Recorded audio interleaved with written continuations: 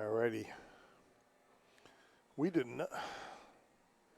All right, into the semifinals here. Semifinals.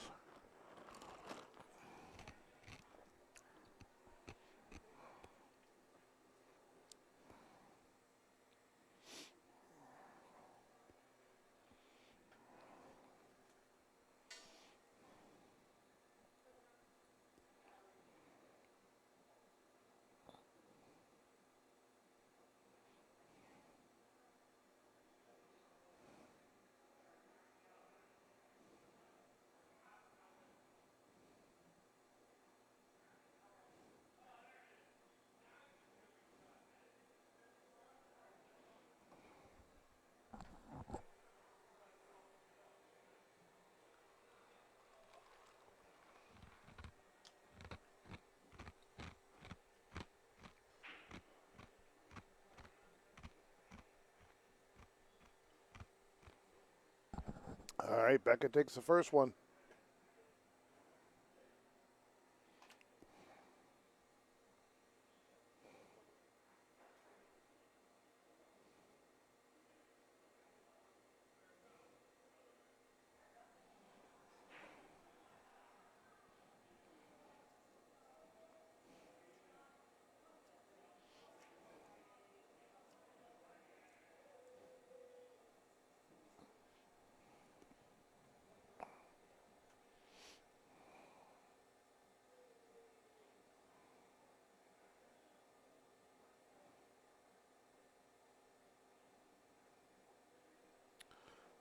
Becca's playing some very, very good pool today.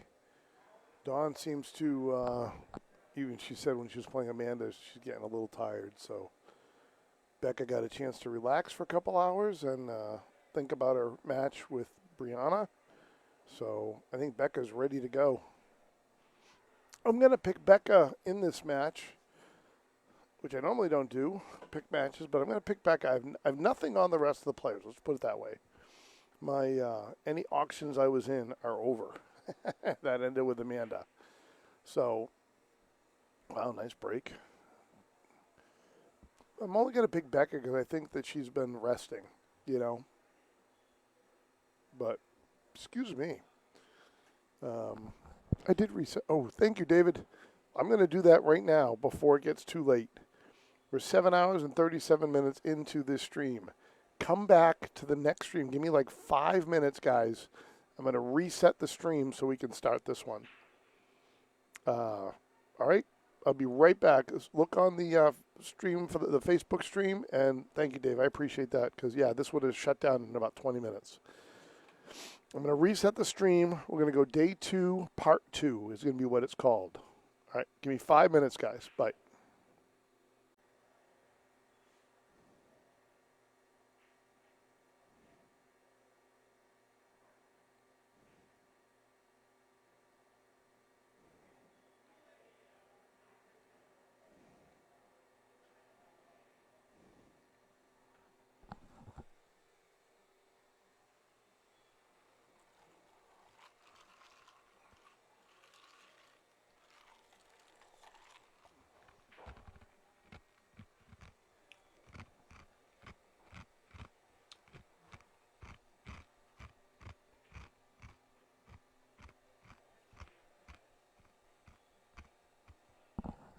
All right, got that fixed in record time.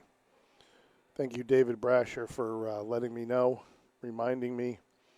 The only thing I say is now you got to reshare the stream, guys, so myself included. So we got to reshare the stream.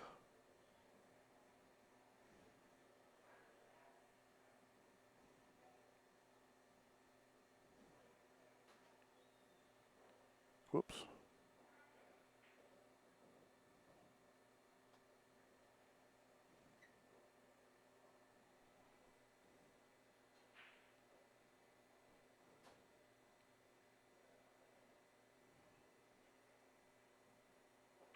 All right.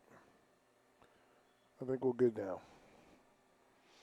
I got most of the local pages hit up. If you guys have any others that you can share too, that'd be awesome.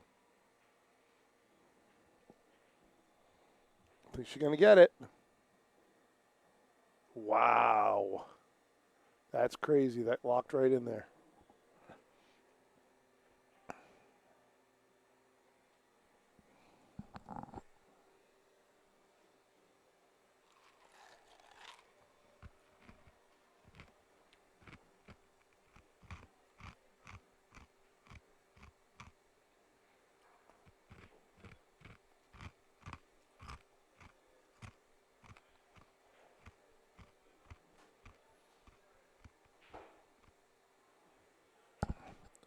There's no great way to play this. Play it with a little, yeah, that's about what you got to do.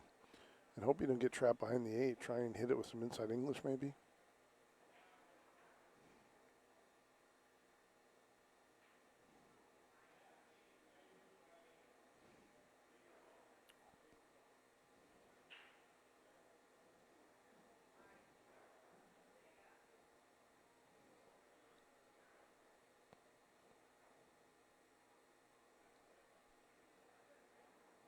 Nope, didn't catch the corner.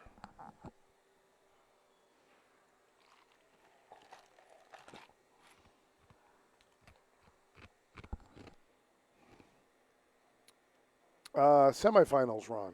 Finals are right after this.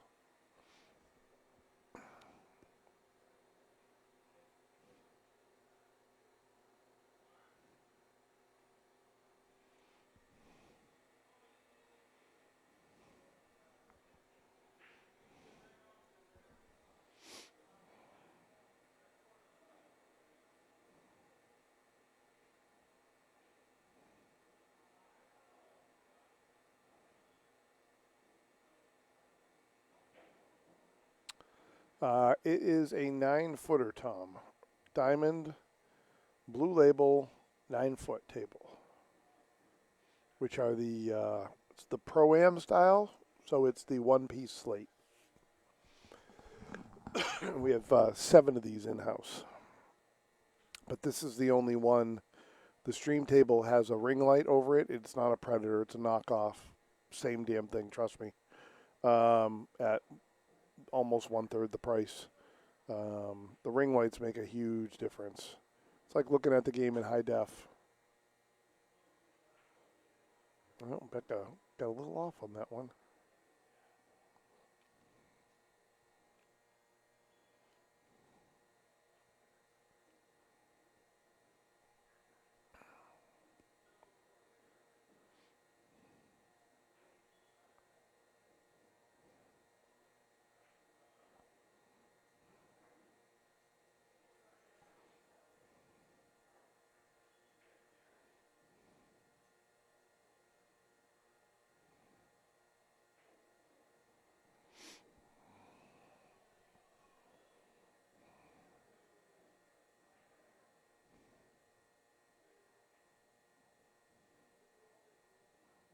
Good lead by Don.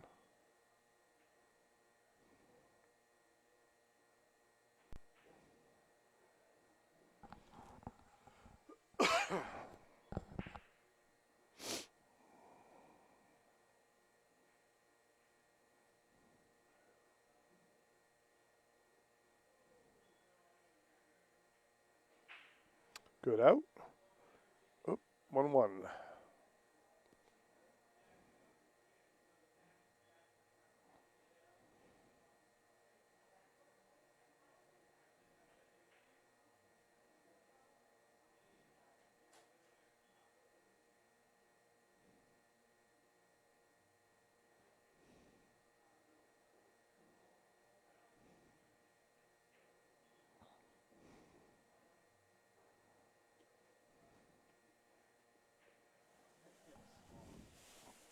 Hmm? We're small.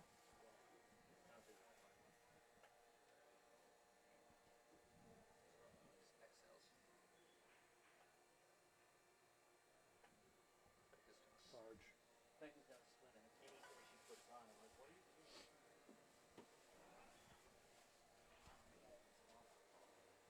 There was something in there in small. I thought I ran into him at one point when I was trying to.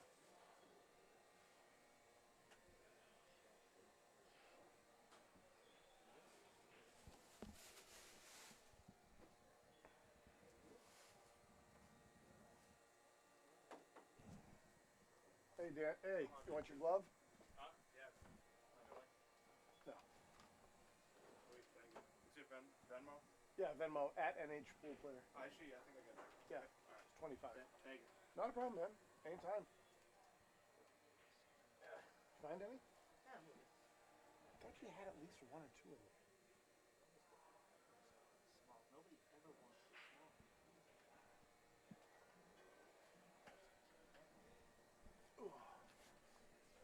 What's that one, a large?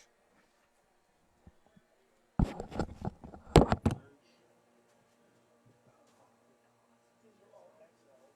Yeah. 2XLs. I get one. You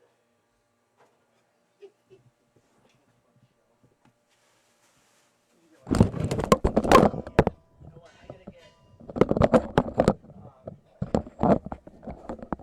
Jacket for a Tesla.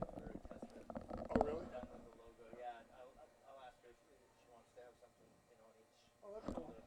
You have your own logo, right? Yes, I have it if you need it. I have them. You have a template? Yeah. Sorry about that, guys. I did drop the headset. If I was banging around, I was trying to help Jeff find a sweatshirt.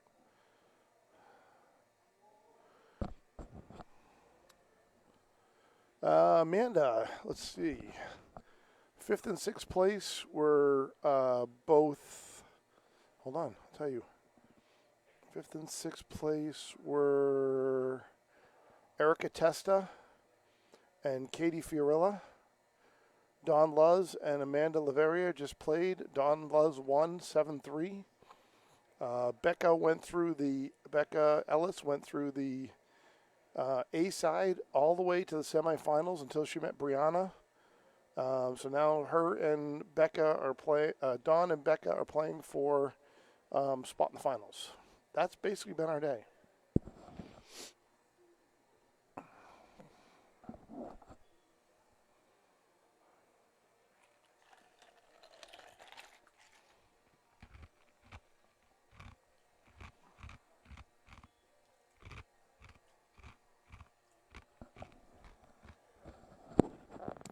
Oh, and Katie Fiorilla beat Jen Sylvester, which was that previous round that we had to do.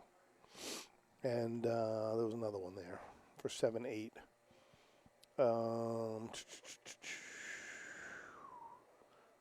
Katie Fiorilla beat Jen Sylvester, and Erica Testa beats Stephanie Rickett. And then Katie Fiorilla beat Rochelle Rainey. That got us to the 5-6s. Correct. Brianna is in the hot seat in the finals. And everybody is starting to feel the grind, I will tell you that much. A lot of the ladies are starting to feel the wear and tear of these events. That was a nice try.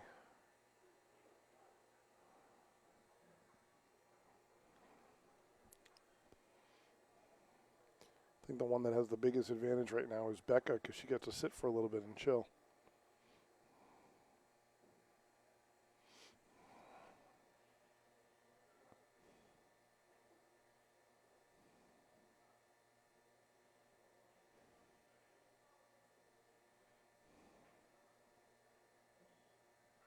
She has, Bobby. I was actually looking at her thing. I think there's been 3 of her events that she has not taken first in.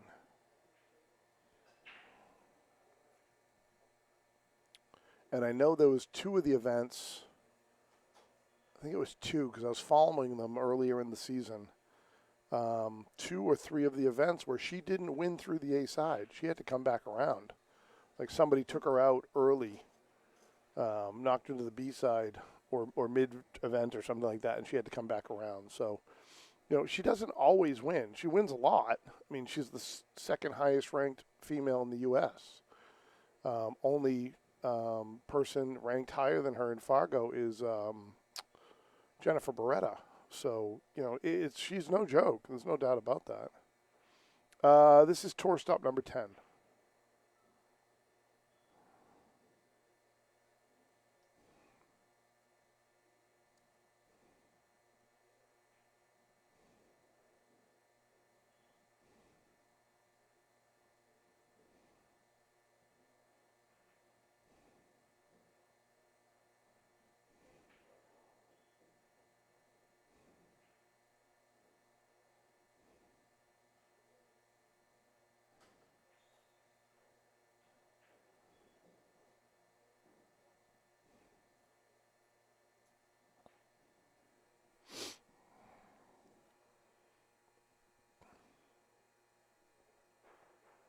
Oh, nice try.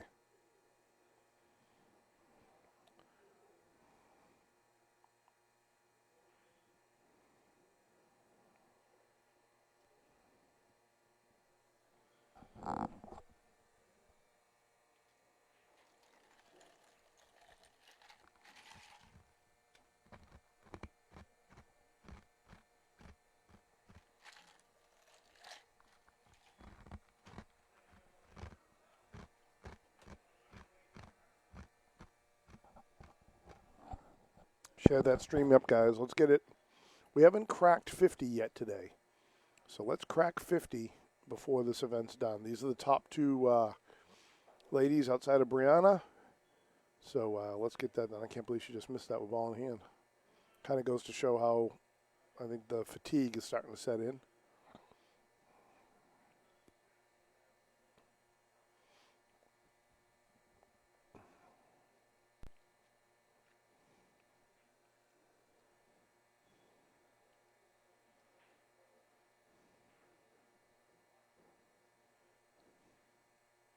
Must be right behind that corner. Oh, yeah. Didn't realize she was that deep in the pocket. Ooh, that just missed. Nice try.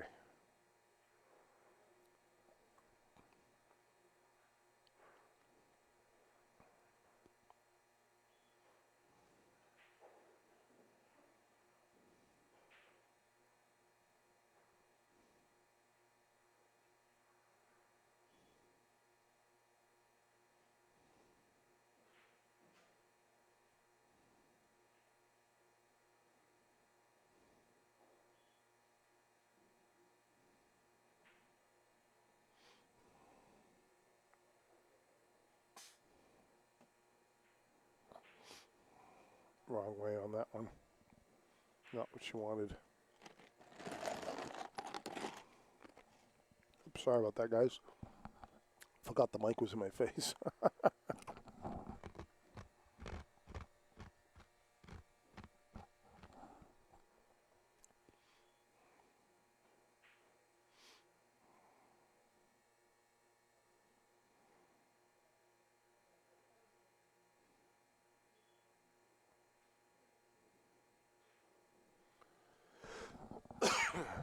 Wow.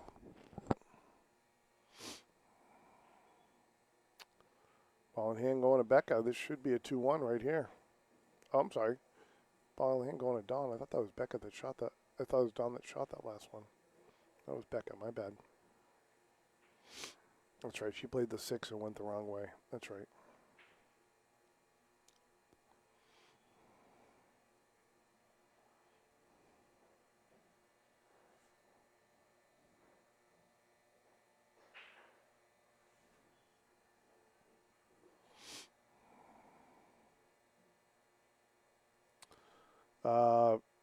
Bobby, you know better than that. You know better than that. First of all, I'll let you know that her expenses way outweigh that. Her expenses to come up here, she lives in the Maryland area? Somewhere, Pennsylvania, Maryland, somewhere in that area down that way. So just the commuting to get up here, because she drives up here, she doesn't fly. Figure the hotel for 3 nights. She's not driving back tonight, she's driving back tomorrow. You know as well as I do that alone is probably most of the expenses. PA, thank you. I knew it was somewhere south of New York. Oh,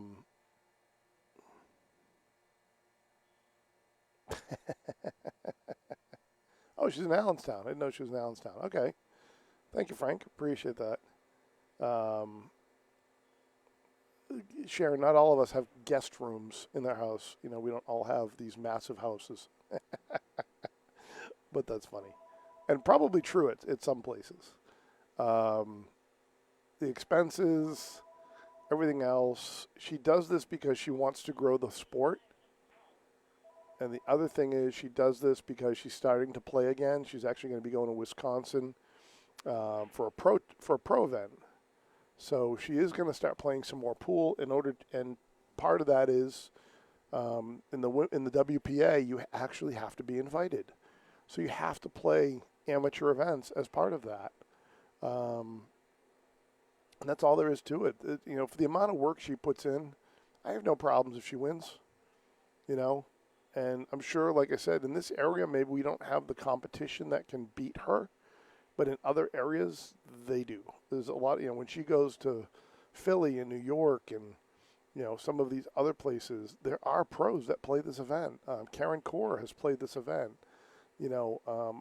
Jennifer Beretta has played this event.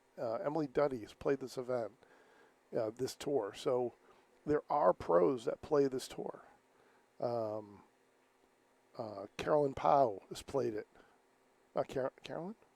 Carolyn Powell has played it. So there are pros that play. Just because it's here doesn't mean, like I said, doesn't mean that, she's not into some competition at other places. And she's also, she was invited at a young age to join the WPA and decided that her career was more important because pool, for most people, doesn't pay the bills. So her career, she makes plenty of money. She probably makes more than both you and I, Bobby, to be honest with you. Smart woman, did it the right way. She's running a tour to promote women's pool more than anything else. And because of what she's done, she's been able to get a what they call a promoters? Yeah, a promoters invitation to the WPA. I was actually just talking to her about it for an event out in Wisconsin. I think she said December or January. So, she's trying to get back into pool as a player. And this is just, at the same time, she's able to do this. It doesn't matter if she was going out to play these events. Same thing. She'd be winning. She's one of the best players in the U.S. But, yep, you're right. My bad. I didn't mark the last one for Dawn. My bad. Thank you. Thank you, Brenda. So, WPBA. I think I said WPA. My bad. And I'm not good with the acronyms. Right, exactly. No, that's what I'm saying, Frank. She got invited, but she did have to win. She has to, do well to get these invitations, and this is part of the way that she can do that. And everybody knows Frank is a great promoter out in PA. He does the PA Pro-Am Pool Facebook page, and his events are all on there. I'm sure everybody's seen it. And does great streaming. Is actually a friend of Chris Freeman's. I found that out just the other day, which is awesome. Explains how Chris got a lot of his knowledge, or Frank got his, one way or the other, because they both do a great job. But she's a promoter of pool. She actually bought this or took over this tour because it needed to be better, and the person. Being hung. I saw that one. Yep. Exactly. So my point is, she's doing the right thing, and she's doing an amazing job. So I think she deserves it either way.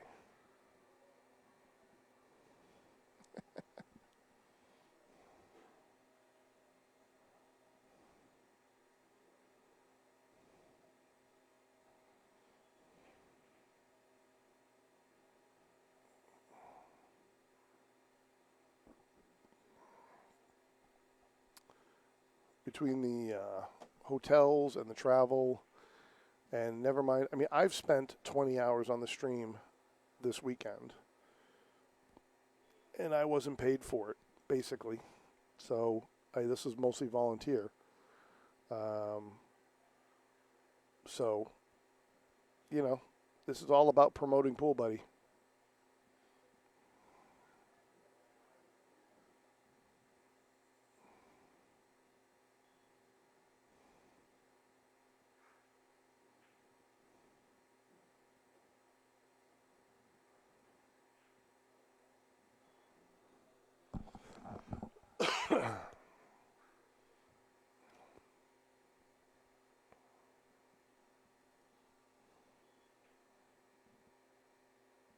You got it.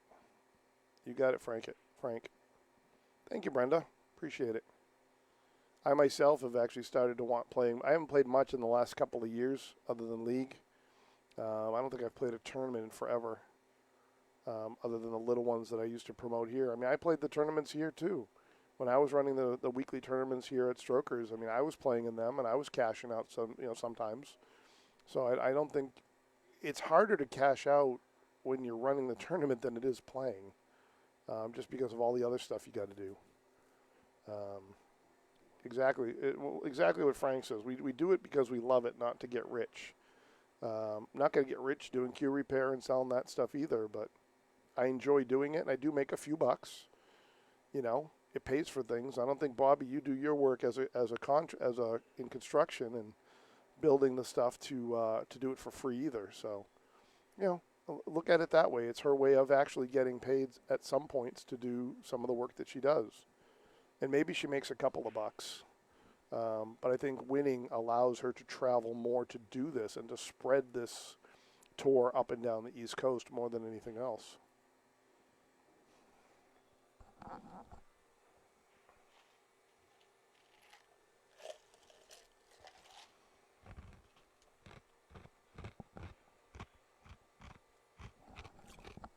Well, that's one way to do it.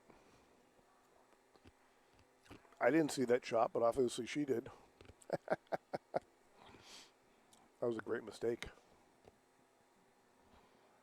Problem is she stitched herself. Yeah, I'm going to actually start playing some more pool myself, trying to figure out ways to do it.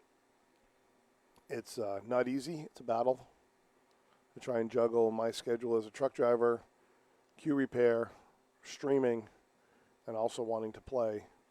And on top of that, have a girlfriend. Nice hit. If I didn't have the girlfriend, it'd be easy. I could practically live here. Maybe set up a bed out back here in the closet. I think Bo does that. Doesn't Bo do that? No shot on Bo there. Bo practically lives at Mason's.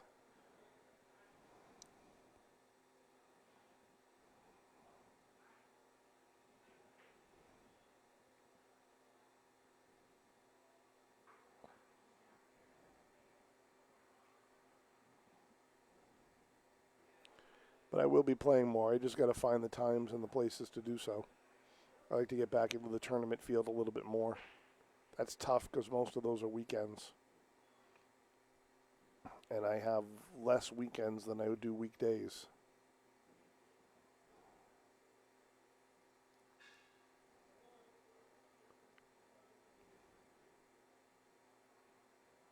I'm actually excited just to play on the stream this Thursday because I haven't even done that in a while.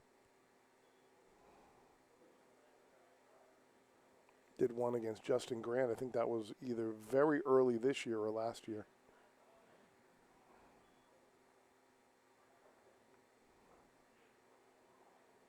Nice shot. Ooh.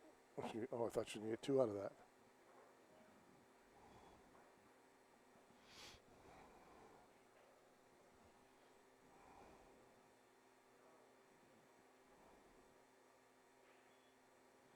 Yes, sir. Yes, ma'am. Sorry. That was Amanda that did it. Yes, ma'am. Up to 54 viewers. Nice job, everybody. Great job sharing the stream. Thank you, Frank, because I'm sure you shared it on your page too, and that helps. 54 viewers. I was just talking with Bobby Hilton yesterday when he hosted the pro event. Was that in the spring? Where he had the pro event over at Yale Billiards in Connecticut. One of his, I think he said he had 8,000 viewers at one point in time. It was a pro event. It's going to happen. But I'm like, that's incredible. 8,000 viewers. And he's had 1,000 for a couple of his matches. Nice shot by Becca. I would love to see that. We cracked 100 once. We've been in the 70s a few times. 58. Keep them going, guys. 58, 54. But it's always fun to see those numbers get crazy. Nice shot. Uh-oh. Oh, that worked out well. That snuck right by. It's fun to watch those viewers when you're watching your screen go bing, bing, bing, bing, bing. It's fun. It's a lot of fun. That's part of the enjoyment of doing this, is knowing that you've actually got people that watch and want to watch and keep doing it. But all right, this is Becca's chance to tie it up right here.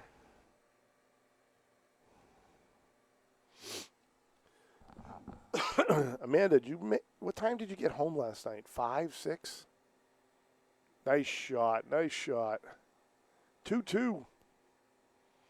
This is Frank, by the way. Frank Maietti? How do you pronounce your last name? Maietti? Maietti. This is Mr. Frank right here. He sponsors the JPNEWT Tour, one of the tour sponsors. PA Pro-Am Pool, Pennsylvania Pro-Am Pool. Check out his page. He does a great job. Great job. I didn't know what it was until I started following it. He does events out in the Pennsylvania area, and he's hosted a couple of really big events too. I think it was last week that the JPNEWT Tour was out there, or the week before, and I know some of the ladies from here were out there as well. Definitely a great page, great production as well.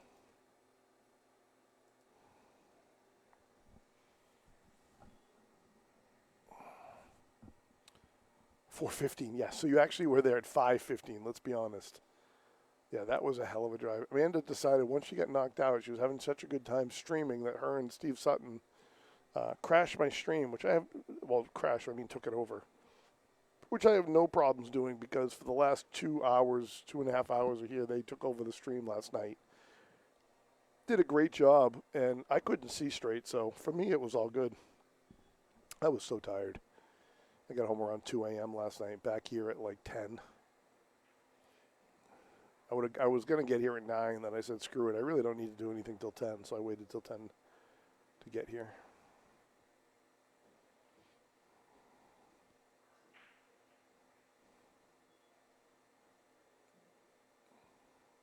Great break. That 8 just trapped that cue ball. Just going to have to either push or kick.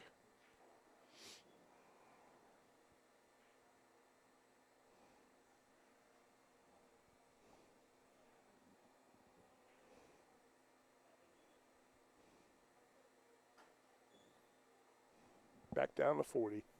People come in and they go. This is what happens all the time, guys. This is nothing new, and it's all good. People come in, they watch for a little bit, they go.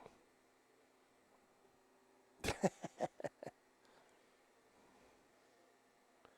too funny, Amanda. You guys were having a good time, so it would have been great to have you back again today. Told you, next time you got to bring your trailer again. I know you decided last minute to do it.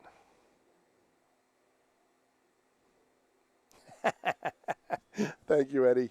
Appreciate it. Becca has been doing amazing this weekend. She's her game has come a long way since I've seen her last time. She's earned a lot of respect from these players, I tell you that much.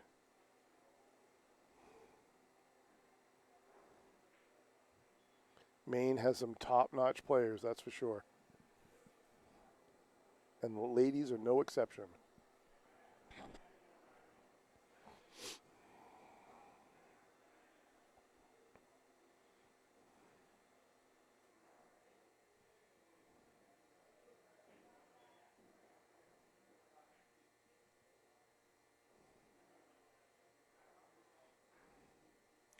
That worked out well for her.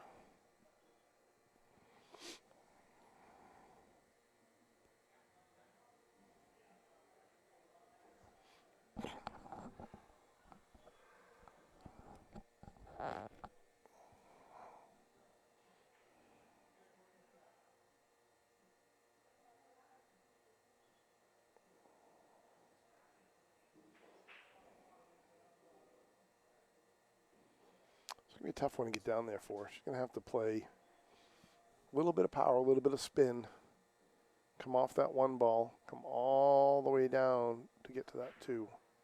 Tough shot.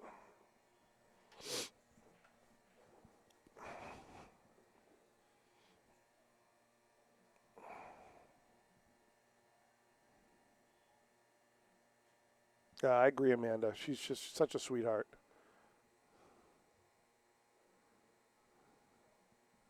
She was so angry when she lost to Brianna because she knew that probably 3 of those racks she lost herself, and that she could have. I don't think anybody's taken more than 4, I think, off of Brianna this weekend. And I think Becca has that ability to get there this weekend with the way she's shooting. She just has to stay patient and conservative is the biggest thing when you're playing Brianna. You got to stay conservative. I mean, you only take the shots that you know you can make, and if you don't know you can make them, then you try and play a good safety. Amanda loves her safeties. I know that much. That popped out a little too much.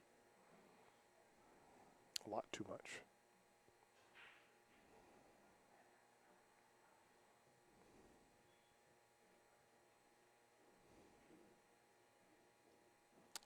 I don't know them off the top of my head. I think it's somewhere. I think it's 8, 5, and 3 or something like that, or in the 8s, in the 5s, in the 3s, something like that. Could be wrong. But I know it's somewhere in that vicinity.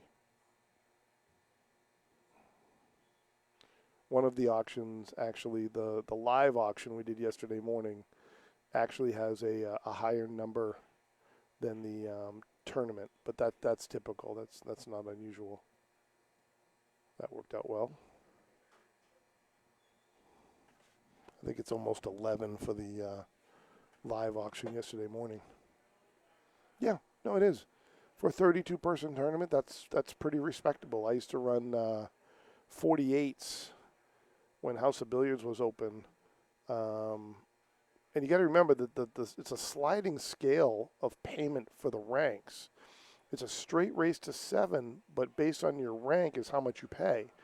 So some of these girls, yes, paid $55, but some of them only paid $35 to get in. So to have that kind of a payout is still pretty solid. That was a good shot. Considering, like I said, some of the ladies are only, the lower ranked players are only spending $35 to get in. I think it was 35, 45, and 55, if I remember right, and 65, I think. 4 different levels. Something along that line. Is it 3 levels or 4 levels? Nice shot. If we go to her tour page, we can find out. So it's impossible to figure out. Well, you could off the players, but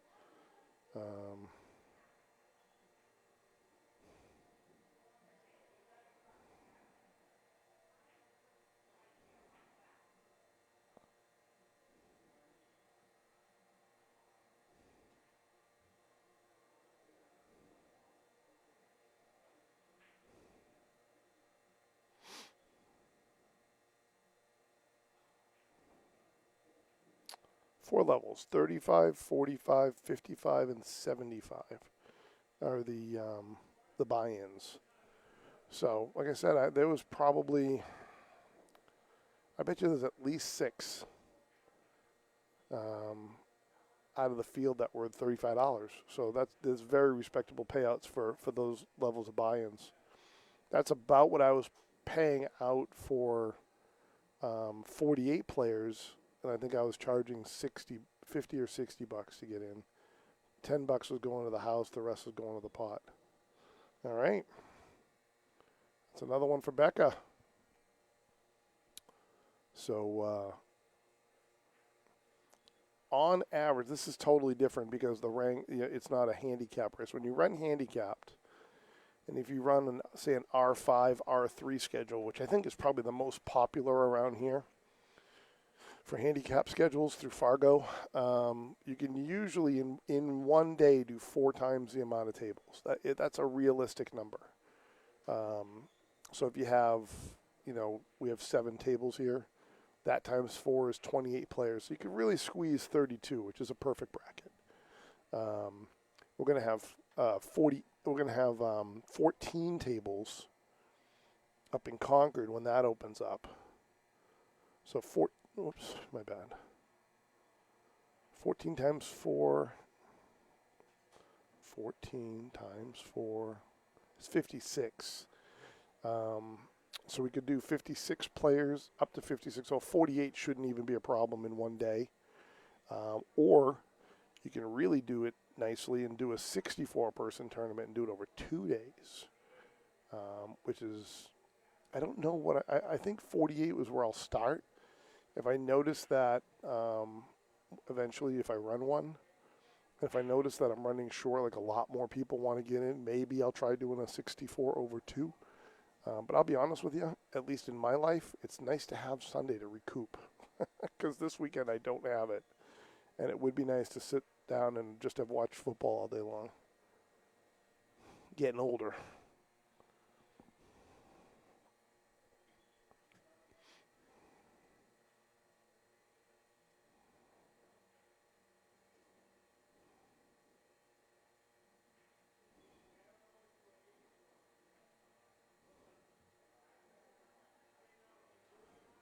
Very nice.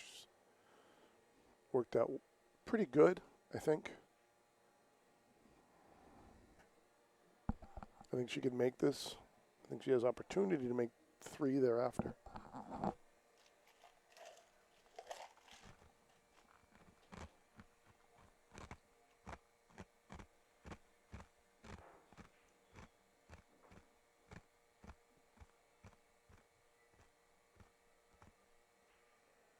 The up and down part here can get tricky.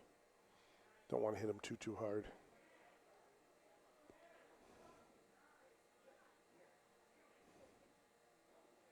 Hence that problem. All right, that's a good way to start for Becca.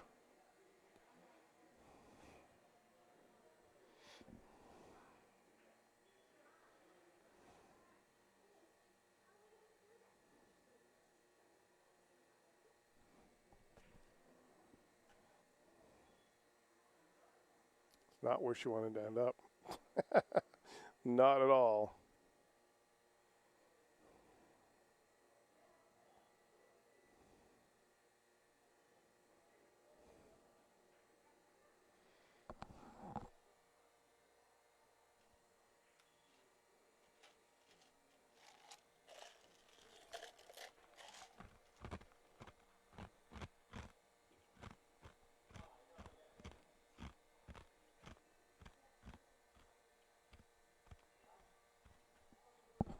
That worked out very well for her. That 4 is not makeable in that corner. Have to be banked. Or some type of safety be played.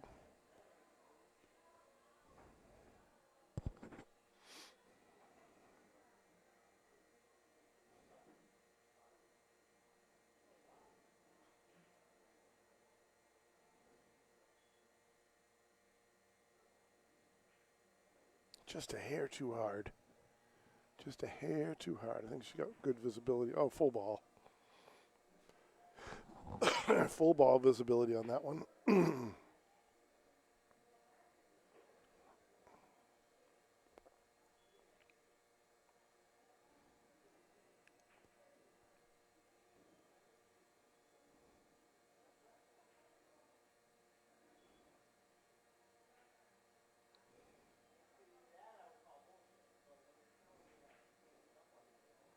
Worked out well.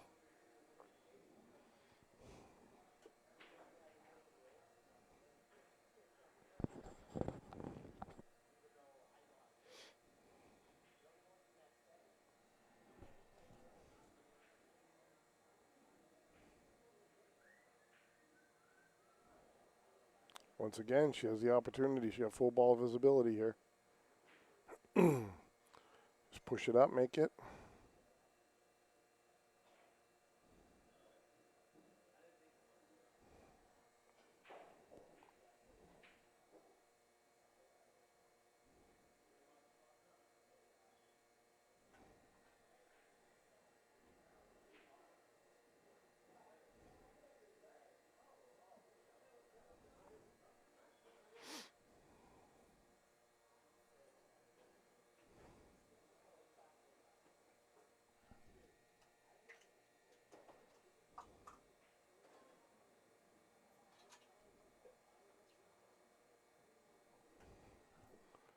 Thank you.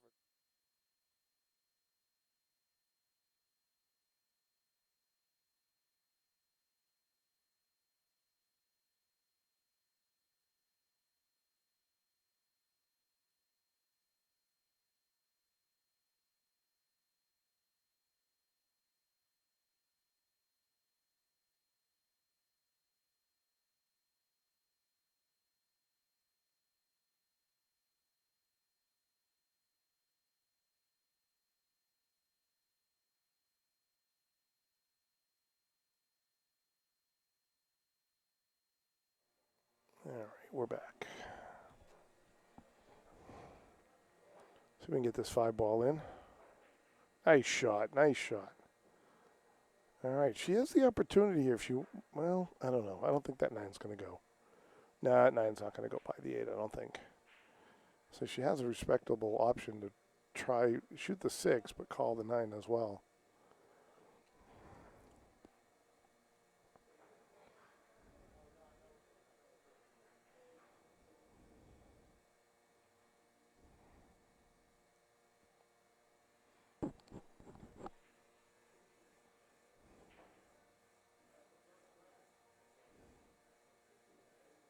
Nice try.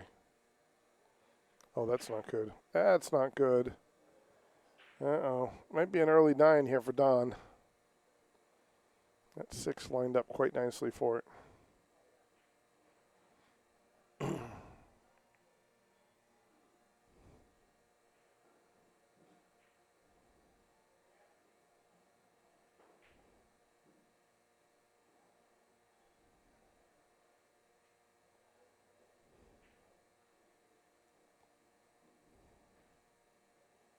Nice try. She's got a good leave out of it. 2 balls on the rail. She's got a good leave.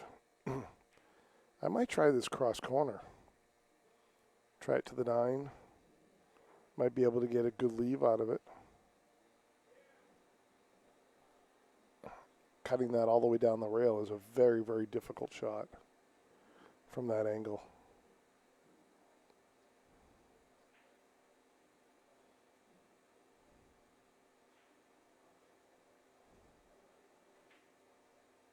That was a smart play. That was a very smart play. I think she tried tucking him behind, tucking the 6 behind, but it ended up working out well for her. I think Dawn's going to try something similar.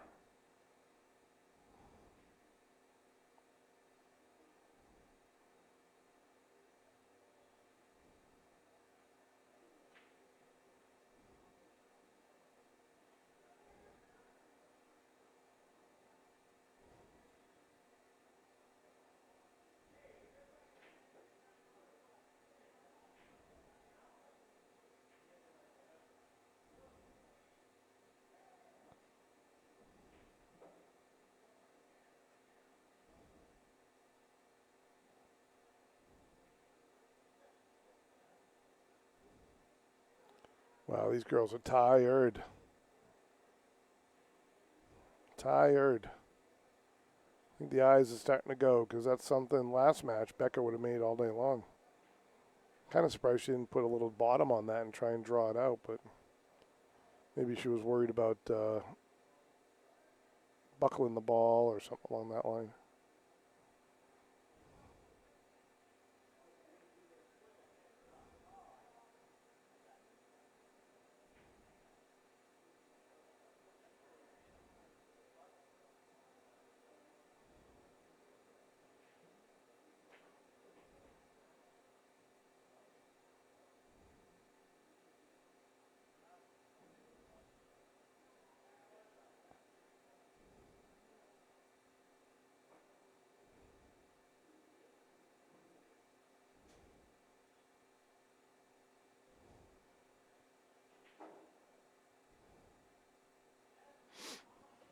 Yep.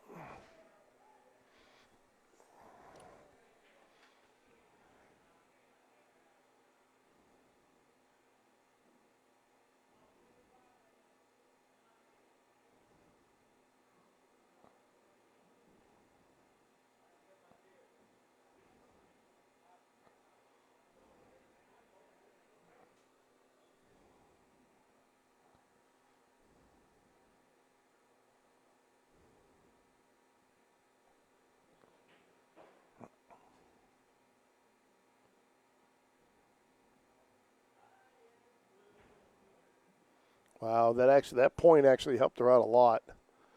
That was going to go way up to the end of the table.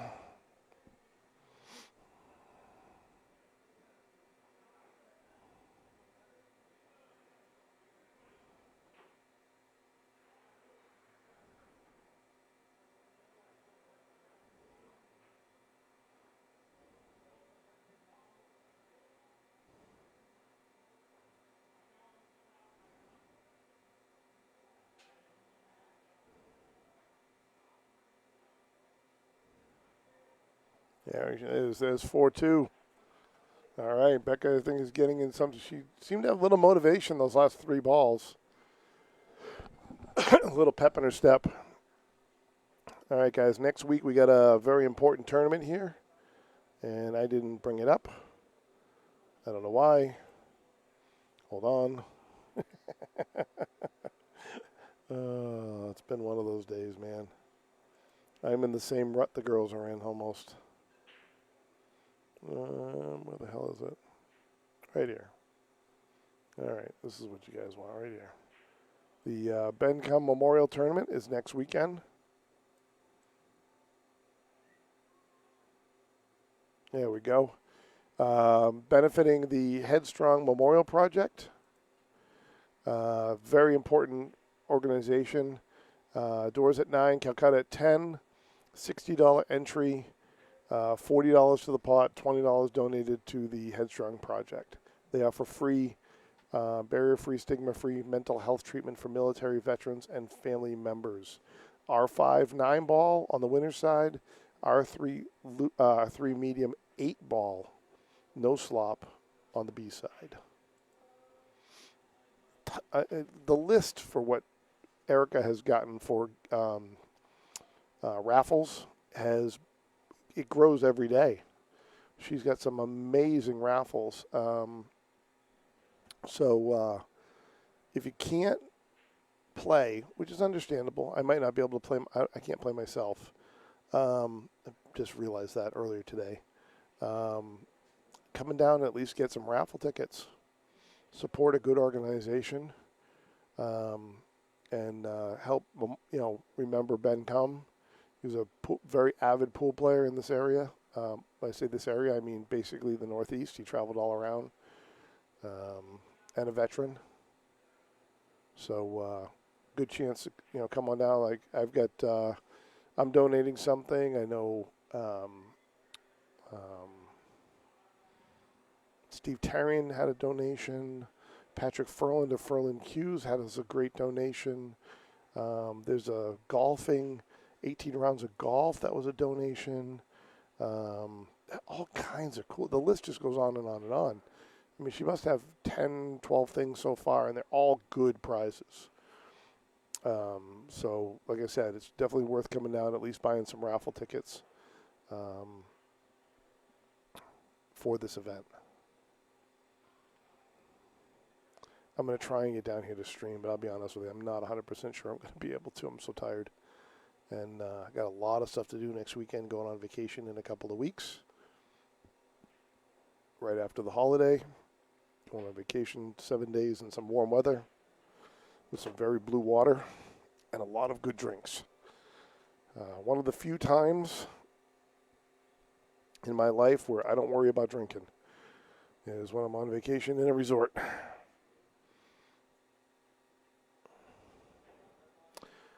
I think everybody would have, Bobby. And I honestly think I have a lot of military family. Grandfather was Navy in World War II. Grandfather was Army. Other grandfather was Army. Father was National Guards for 9 years. My uncle was National Guards for 27. We have a good friend who just retired from, he was National Guard, but he was full-time. He's been to, the Middle East during those times. I just think that there's so many questions that are left unanswered for a lot of military, and it's sad. They want you to fight for this nation, and yeah, they do take care of you. Amanda, you're too funny. I think Amanda's probably doing the same thing. She's probably got it streamed up to a TV or something like that while she's playing pool. I think, they give you free medical care through the VA, and part of that is, psych care too. But they're not, I think when somebody gets out of the military, I don't think they're given everything that they really need to have in order to come back into society at a comfortable position. Some are, mentally make that transition on their own, and so many are not, and it is really sad. See, I know, Amanda. I know how it works. I have a Roku. I'd be streaming it up to I have a 65-inch TV in my pool room.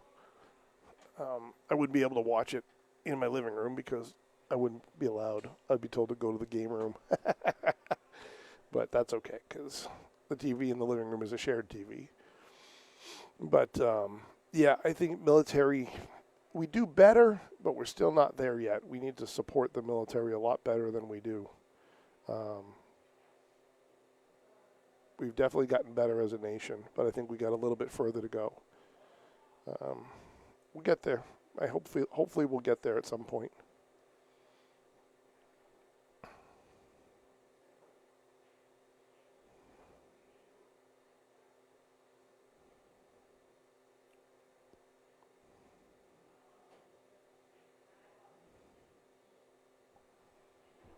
Ooh, that hurt a little bit. Oh, I think that angle is bad enough where she's going to have to go all the way up no matter what, I think. Well, I don't know. Depends on how sneaky she wants to get. That's a tough angle for the side pocket.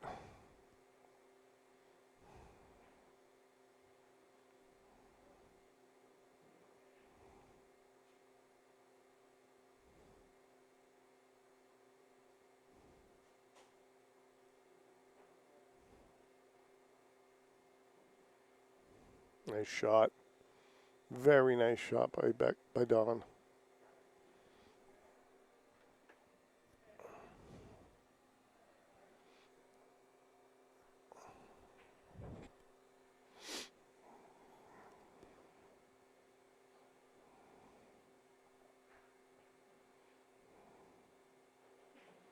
Very nice.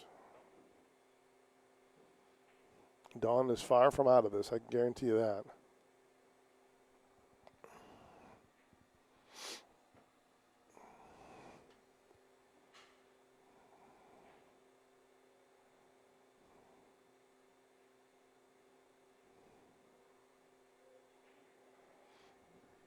Four, 3.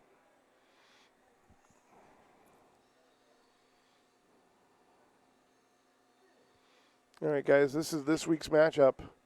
See that ugly guy on the left? That's me. This Thursday, November 9th, the Thursday night throwdown is myself, JT Thompson, versus Zach Corsi, another avid pool player here in New Hampshire and Maine. Zach is a great guy. He wanted to get on the stream. We couldn't.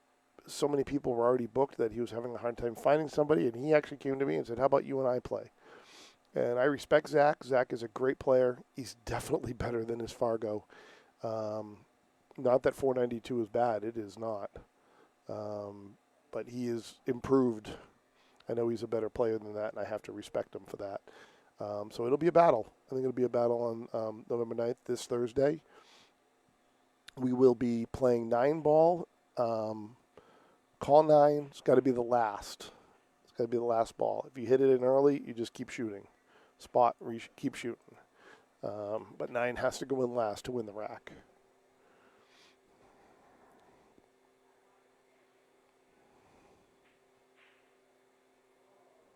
Becca got the 1, but she pinned the cue ball.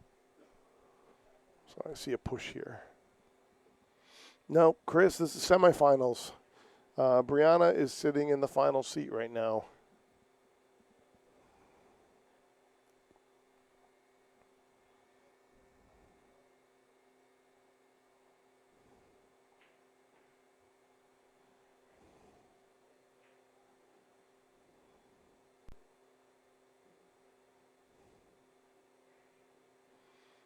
Becca had a kick like this earlier in her last match, and she nailed it straight in.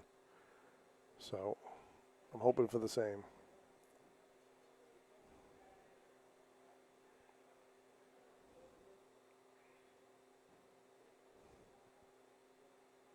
You can see a push, yep. Yep, smart move.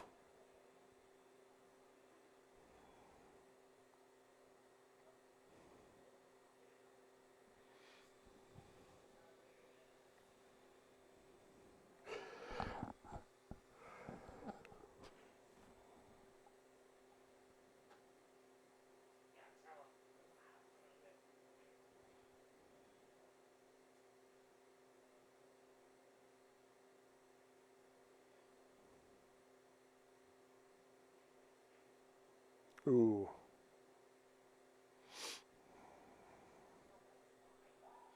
All right, that's a doable shot right there. She definitely improved her positioning by playing that push.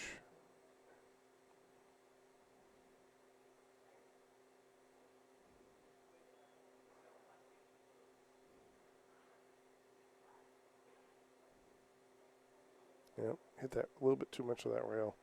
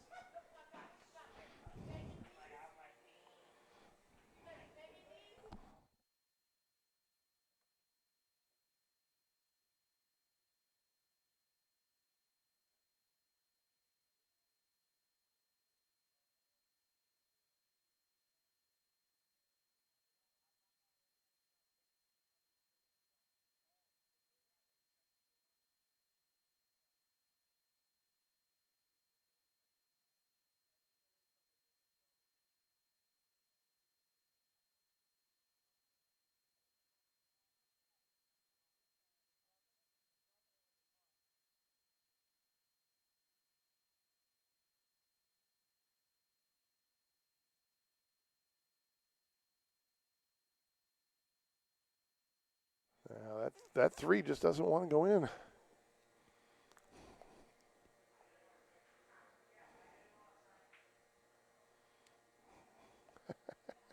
They're tired. Can tell they're tired.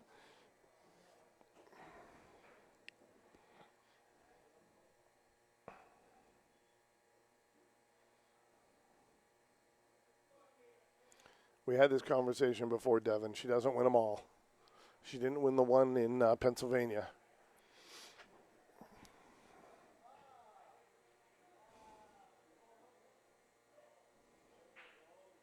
Wow, that ended up being a great safety.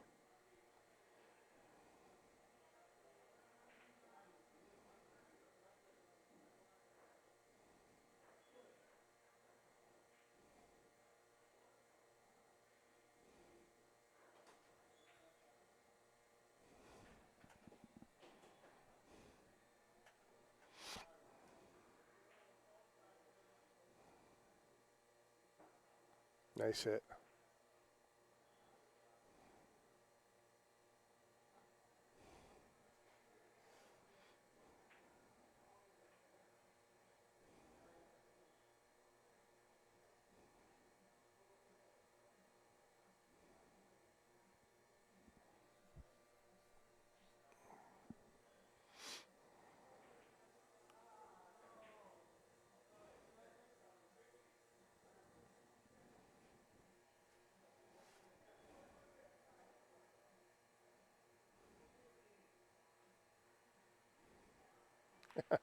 I agree.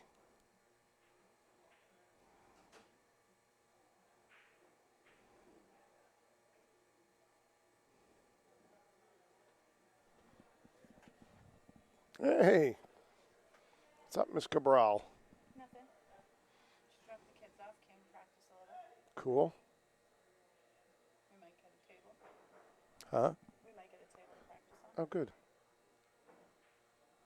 Final 2 matches. I know he need a break.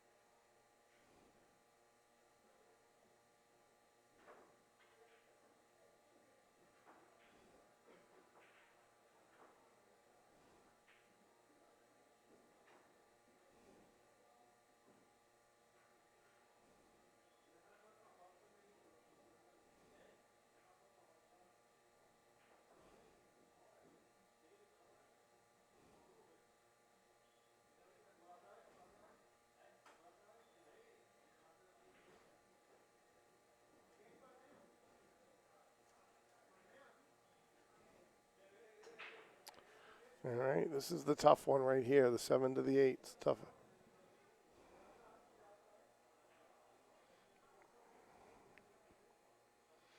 Yep, she's been playing for about 21 years, Devin, so, and she's been professionally coached. She was a juniors champion. She was in the Worlds as a junior. Yeah, she's played basically most of her life. That's why she's that good. Coaching makes the difference. I don't care what you say. You can learn as much as you want on your own. There's a certain point, you're going to plateau, and it's mainly because of technique and stuff like that.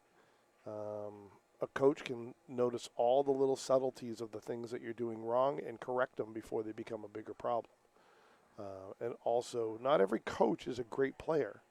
There are coaches out there that are great coaches, and they're okay players. You still got to know some things to be a good coach. But it's very important if you want to achieve a certain level. I honestly recommend getting the coach early, because the earlier you get the coach and you work on the proper drills and the proper techniques, the faster you're going to learn, because you're not going to be breaking down your game before you're improving it. You're going to be able to go pretty much straight to improving it. And I think that's the most important part. The more things you have to correct before you continue on, the longer it's going to take to get better.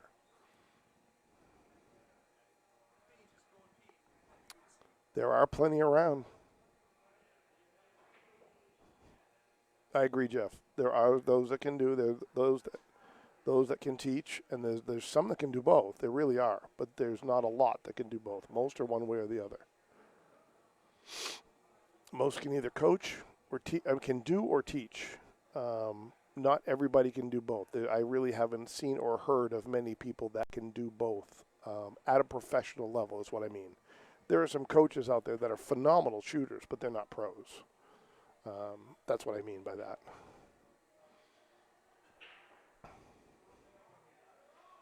I mean, in their younger years, Tom McGonigal, who teaches out of Masons. All right, Don gets another one. Ties it up, 4-4. Tom McGonigal, great shooter, phenomenal coach. He's close to being one of those people that can do both. He's still a better teacher. None of those people that are amazing shooters. Joe Tucker, a big one, who can do both. Joe Tucker's a very good shooter, once again. I think Joe did some semi-pro or pro playing. I'm not 100% sure. I don't know his past that well, but he's a very good shooter. I've seen him shoot in some of the stuff online. Very good shooter. In his younger days, he, I guess, was a road player. I didn't know that. I mean, he's a lot older than me, but blanking.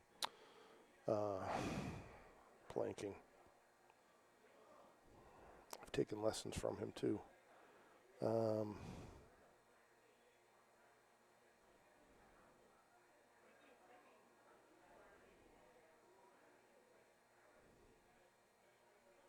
Blanking.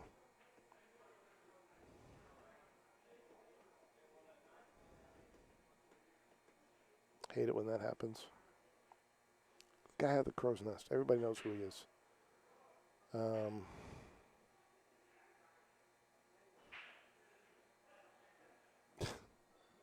I'm blanking. Anyways, he was a road player, I guess, for many, many years. And I would consider him probably a semi-pro. Another guy who's very yeah, Jim Rydell. Thank you, Brenda. It's the brain is past that point right now. Jim Rydell, very good player. Getting older now, everybody loses their eyes a little bit, loses their stroke a little bit, but still very, very good shot. Still, in his younger days, I can only imagine how good he was, because I can see him being that person. Very good coach, too. I've been coached by him a little bit. Roy Pastor, decent coach. I mean, decent player. He's in the high 500s as a Fargo player, but a very good coach. And specifically, I really think he's probably one of the best coaches for juniors. He's good at taking the juniors and building them up. He's just got great methods. Nice hit. He gets what works with them. Yeah, I agree. I think Tom, when he was younger, was even a better shooter, and that's what I'm saying. He's just him and Jim are both older now, and everybody loses a little bit of their stroke as you get older. It's just natural. There's nothing about it. But Tom is a very good shooter. I agree. Um, I've heard for three cushion, Mason is a great teacher, and the guy's a world champ.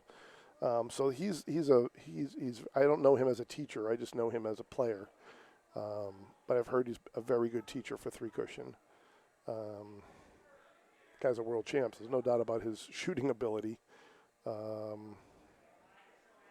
These are just people right in our own area. This is New England. He's passed away, but the gentleman that was up in Concord, Ken.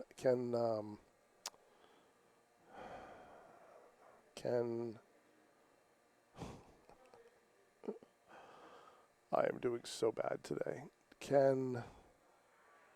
Come on, guys, get me, Ken. Anyways, he passed away a couple years ago. Very good teacher. Totally different system than some other people.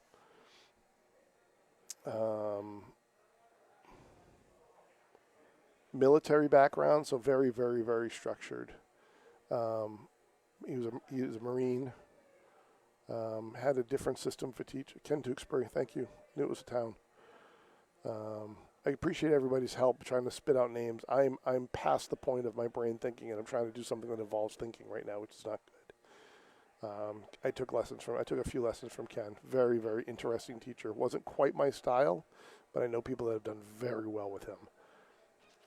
Solid shooter, awesome coach. So, like I said, there's a lot of that just here in New England. We have tons of opportunities to learn from people. There's people that have been taking the course to be a PBIA instructor, and I've been told are very good. Dave Morganelli. Wow, that worked. I don't think she expected it, but it worked. Dave Morganelli is a very patient person, easygoing guy. I've been told he's a good teacher. More the basics because he's an entry-level instructor. It just goes on and on and on. I mean, there are people. I'm in the process of taking the instructor's course as well. I've taught people without any credentials, obviously. In the past, I have a good understanding of the basics. And that's the only thing that I can show people is the basics. I don't get into the more advanced stuff. I try and stick with stroke, stance, basic bank shots. I can teach somebody how to jump. I'm a pretty decent jumper. Katie Walsh had her jumping in Vegas within 3 shots, and she was a 2. So I think that's something I'm pretty good at teaching. But I don't have a plan. I don't have a structure. I basically am working with somebody's fundamentals. I'm more of a fundamentals, I would say, person. I don't have more than that yet. That's one of the reasons why I was interested in taking the course, so I could learn more. Trying to get through it. I haven't had a lot of hours yet to get through this course. But I was interested in it and intrigued by it. So like I said, there's lots of teachers in the area, all depending on what your level is, what you want to learn, where you want to go, And most of the people around here teach for free or cheap. You're not going to, there's a few guys that teach, and it's expensive. Joe Tucker's one of them. Like I said, Ken Tewksbury passed, but he was on the more expensive side. I know Tom McGonigal charges a little bit. I don't know what his rates are. Jim Rydell, very reasonably priced. It's like anything else. I know Roy, if you're in his leagues, teaches for free. But you got to just go to him. That's your cost. Your cost is you got to go to Air or Harvard Mass to learn. So if you want a teacher, they're out there. For most people in this area, any one of those guys would be phenomenal, and they would help you out a lot.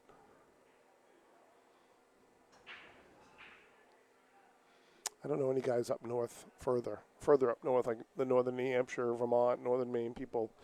I'm sure in the Portland and Bangor areas, I'm sure there's some people that do lessons and do some teaching. I just don't know who they are. But I know as you go out into the country, there's other people that teach. There's even some pros that teach. Niels Fayen teaches. Ralph Souquet does a lot of classes when he's doing his visitations. Ralph Eckhart does all his stuff in Germany, but he teaches in Germany. In my opinion, one of the finest teachers ever unfortunately passed away a year and a half ago. But all his material is still out there, which is Tim the Monk, Tim Miller. Used to live in Nashua, New Hampshire, very many years ago, 20, 30 years ago-ish. Didn't even know who he was back then, but I actually was able to get some lessons from him back then on some structure. The more I followed him, the more I knew how good he was. Didn't realize how good he was. Once again, a guy who was a very good teacher, excellent teacher, pro-grade teacher as teaching, good, very good shooter. I don't think he ever did anything professionally, but very good shooter. So it goes on and on. Stop the babbling on this. I'm tired, so I do babble when I'm tired. Ooh, that was a great shot. Good leave, too. Just got to pull over for that 7 ball. Either go all the way down and come over or a little draw and pull it. But there's teachers everywhere that can help you with the basics. The basics are the most common to teach.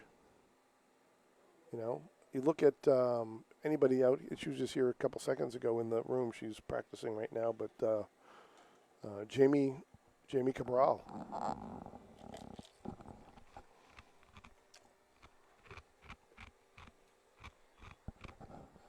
She plays out of the Crow's Nest and plays out of here. Jamie's game has exponentially improved with several months, I want to say 4 or 5 months worth of training from Roy Pastor. I think her kids are doing some lessons too, so she's working at the same time as the kids. So that's right there is a true example right here and now of somebody whose game has gone up a lot. Jamie Cabral's game has gone up a lot.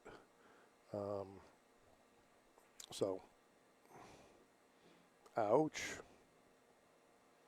She rushed that one.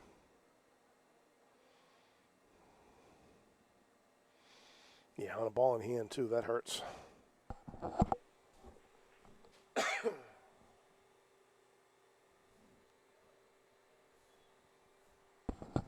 Yeah, I think she rushed that one a little bit. She didn't set it up right. All right, if Don makes this, that's a three-rack transition here from 4-2 to 5-4.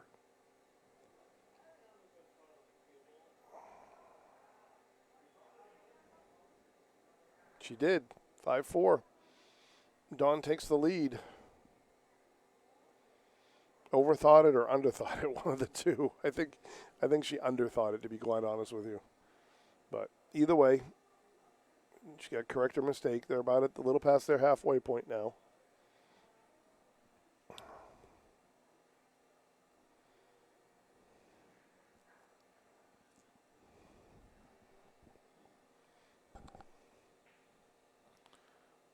So I think it's Becca's rack at this point. Break is break.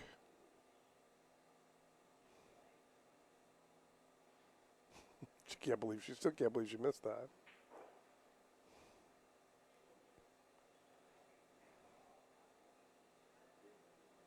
Don't beat yourself up over it. Keep shooting.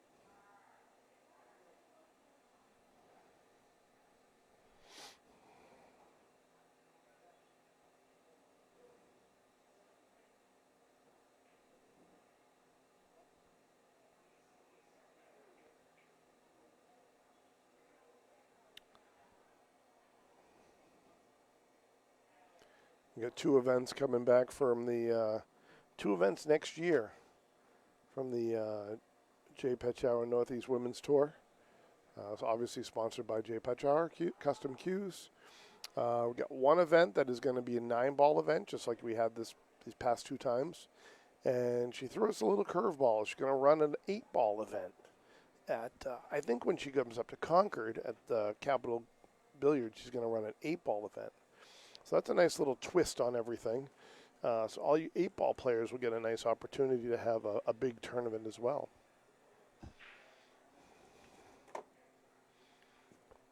And there'll be 2 next year. So one of them will be, I'm guessing, in the spring. One of them, guessing, will be in the fall.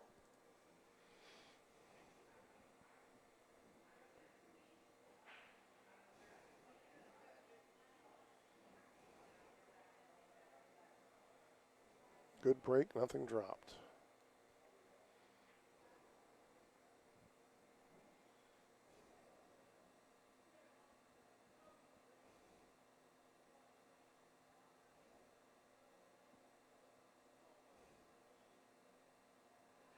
If I'm I'm hearing him talking and I need to be texting.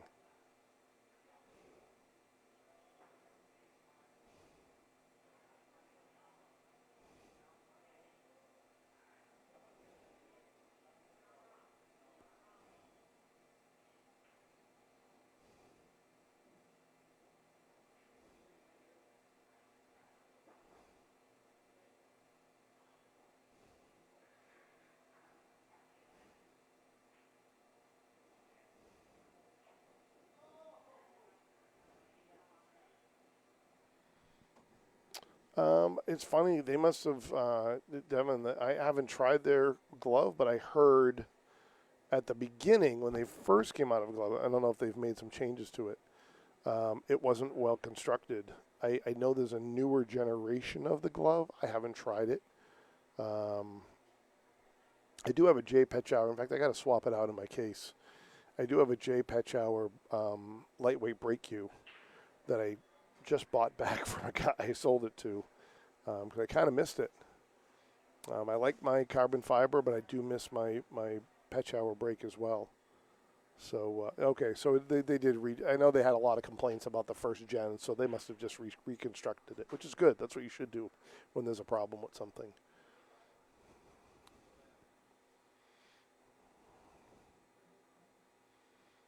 I just bought a couple of gloves for some people. One of them was by 3 seconds. I've heard that's a very good glove. I haven't tried it. In fact, I want to, if he's still here before I leave, I want to try it on and see how it fits. And the other one is from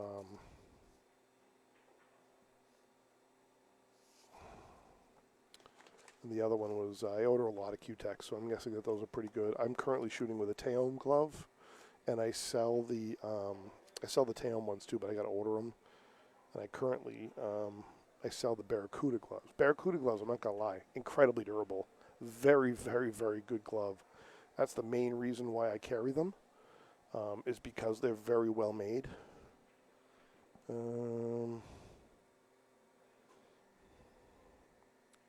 This is what I was looking for the other day. Okay. I'll throw that in my truck. So I have a Teom glove, which I did mainly for a test. Liked it so much that I will probably be buying some more to keep in stock. They're a little more expensive than the Barracudas. The Barracudas are $20.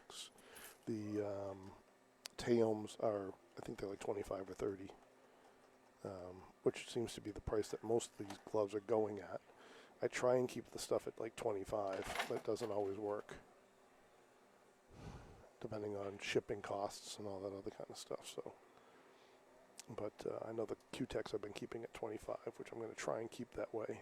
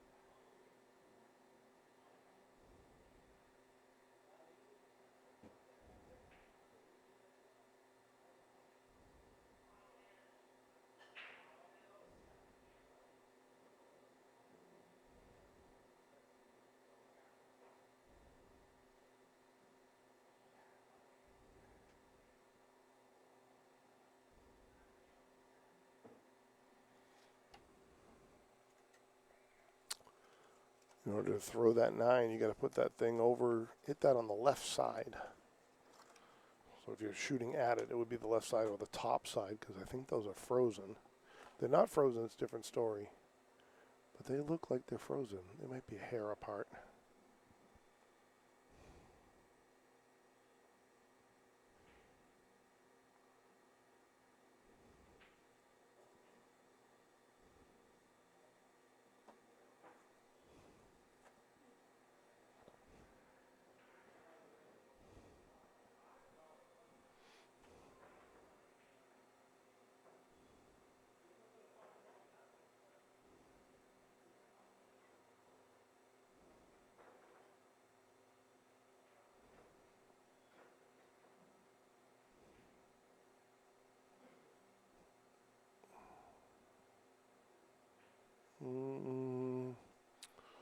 I think she can see it. Maybe not.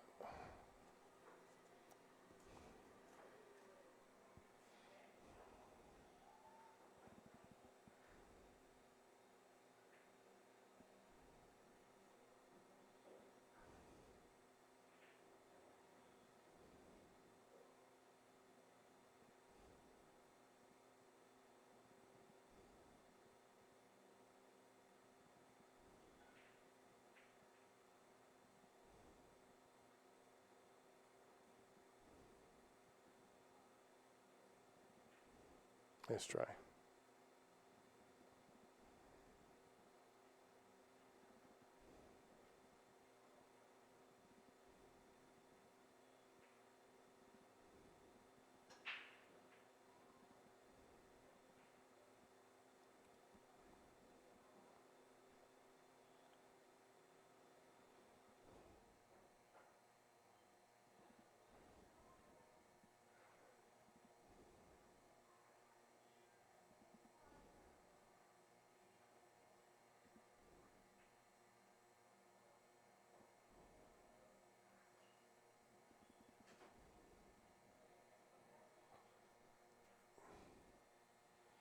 Good shot on the 5.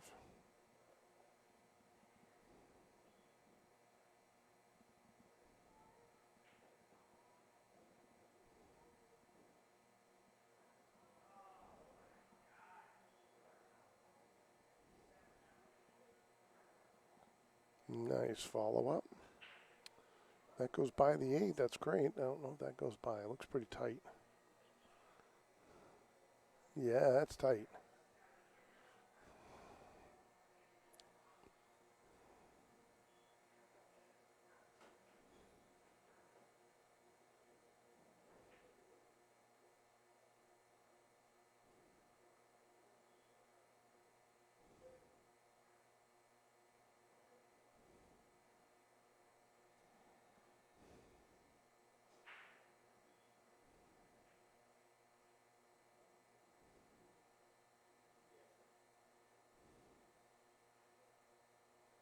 Tough try.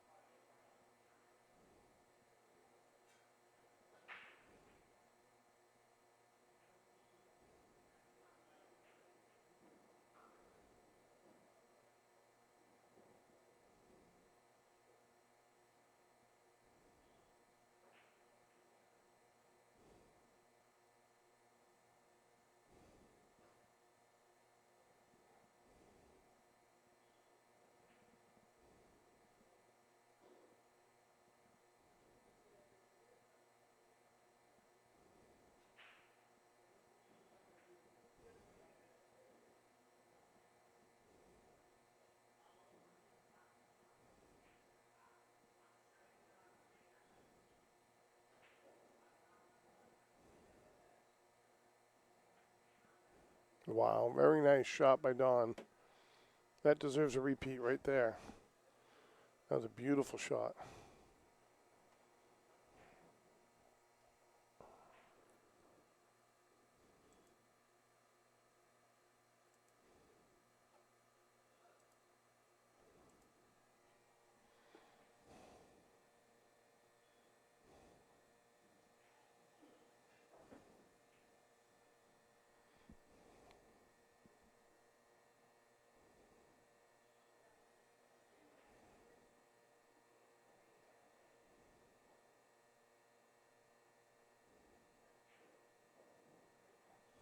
right, she did that one with authority.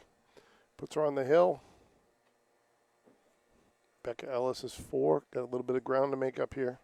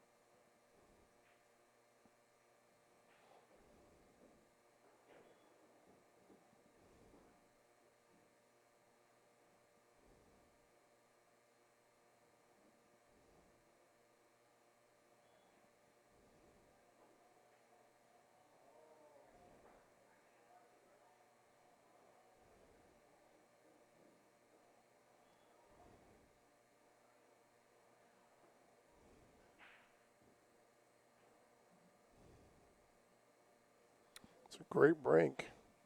Made a ball, can see the one.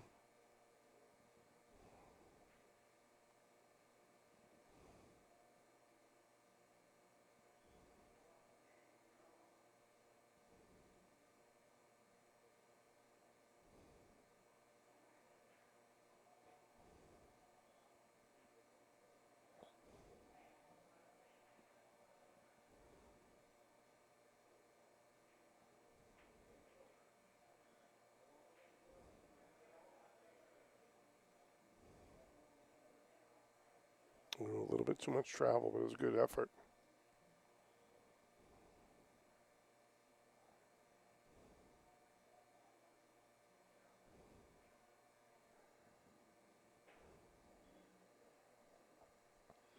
Wow, that locked up right there.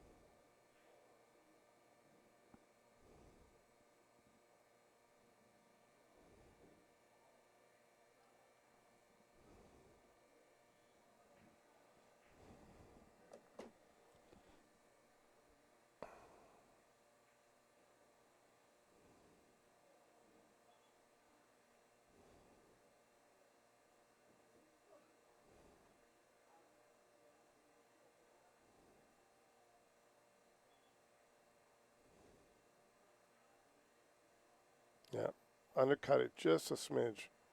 She can get a little bit of love out of that, though. Actually, overcut that just a smidge the other way.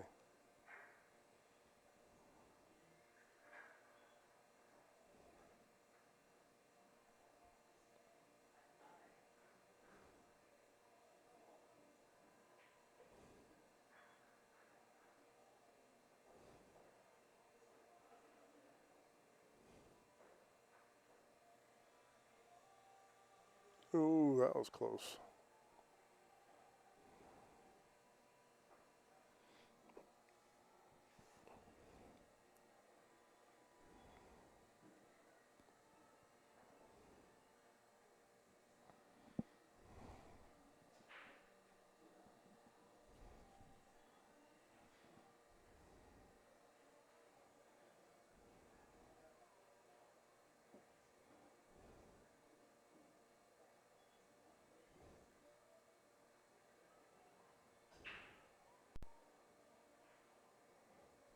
the 9 too.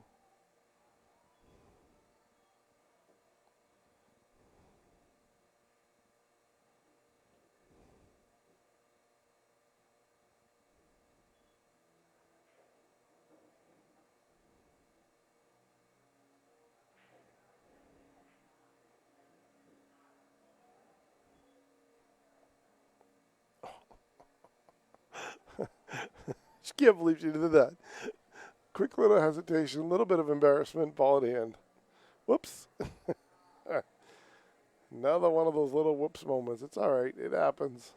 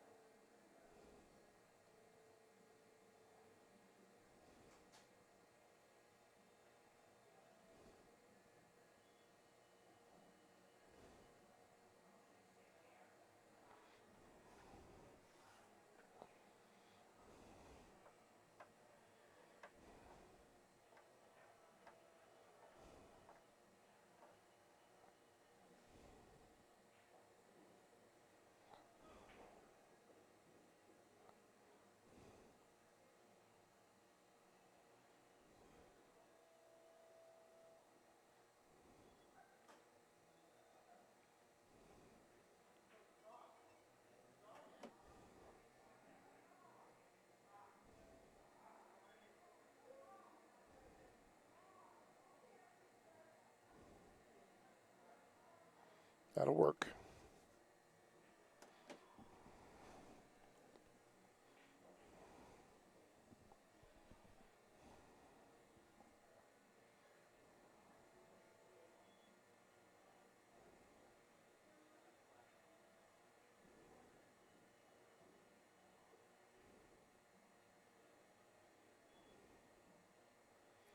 All right. This is our opportunity to get one back. Bring her closer to that hill.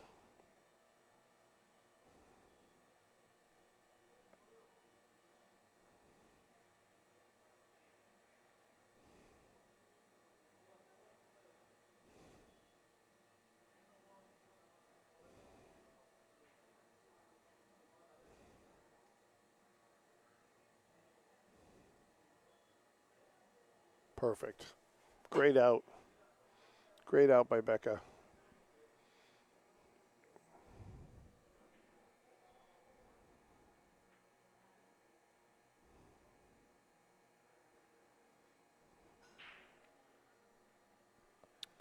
All right, another good tournament, women's tournament coming up December 2nd at the Circle National Club in Manchester, New Hampshire. Amanda Leverrier and Emily Smith are running this event. It's December 2nd and 3rd if needed, 32 player maximum, $40 entry fee. It's 8-ball too, which a lot of people like 8-ball. Always, like I've been saying all weekend, one note about the Circle National Club is it is a private club, so you'll be signed in if you're playing. Also, it is a smoking allowed club. So anybody that has breathing issues, COPD, extreme asthma, what the heck was the other one? There was another one I was thinking of earlier. You may or may not want to go just because they do a good job with, they have the proper amount of smoke eaters. It's not a haze that you see over there, but there is smoke. So people are smoking right there, in the place. So I just like to let people be advised for health reasons that if, this is not the event that suits you, that's okay. We understand. But it is a great room. They have 3 diamond tables, 2 in the front, 1 in the back. No pun intended on that joke. So it'll be a good event, and I'm sure they're going to run a great event as well. Amanda was, 4th place today. You saw the shooter that she is, and she's even a better 8-ball player. She's new to playing more 9-ball. So it'll be a very well-run event. They've been wanting to do this for a while, so this is their opportunity too. Women's pool has been taken off in the area thanks to Mr. Jeff Burnham. So the ladies are finally getting their opportunity to run an event in their club. because that's basically where they play out of. They have 2 diamond blue label like this table here, and they have 1 diamond, I think, red label, unless they've swapped it out. I know they've been talking about swapping it out, so for another blue label.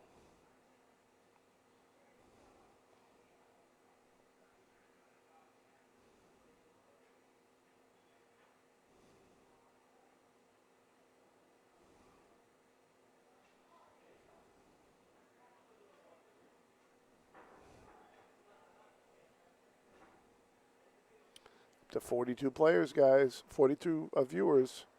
Share that stream. Cracked 50 once already. Let's see if we can crack 60 this time around.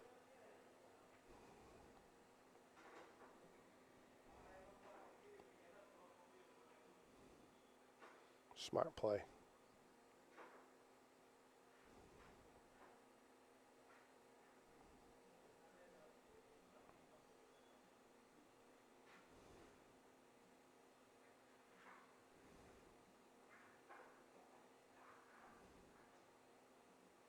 Another great play.